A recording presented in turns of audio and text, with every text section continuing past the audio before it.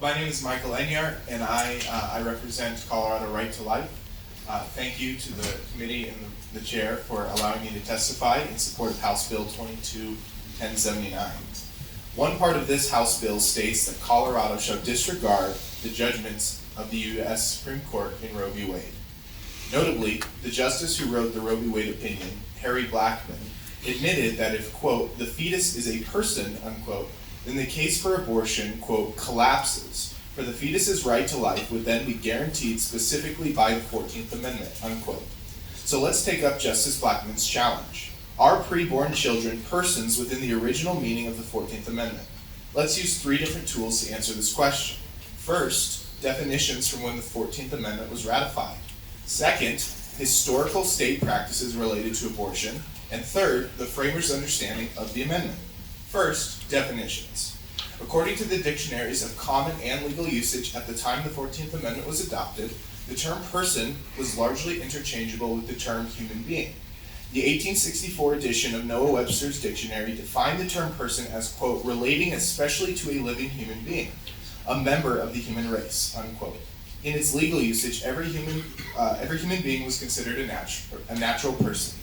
Second, state practice. From her founding, the United States prohibited abortion. When the 14th Amendment was adopted, the states widely recognized unborn children as persons. Nearly every state had criminal legislation prohibiting abortion. At least 28 jurisdictions labeled abortion as an offense against the person. 23 states and 6 territories had laws that referred to the preborn individual as a child. The same Ohio legislature that ratified the 14th Amendment called abortion at any stage, quote, child murder. Thus, at the time of the amendment's adoption, nearly every state understood a, quote, person to include prenatal life. Third, the framers' understanding of the amendment's legal application. The framers expected the 14th Amendment's guarantees of equal protection would apply to every member of the human species. Senator Jacob Howard, who sponsored the amendment in the Senate, declared the amendment's purpose was to, quote, disable a state from depriving not merely a citizen of the United States, but any person, whoever he may be, of life, liberty, and property without due process.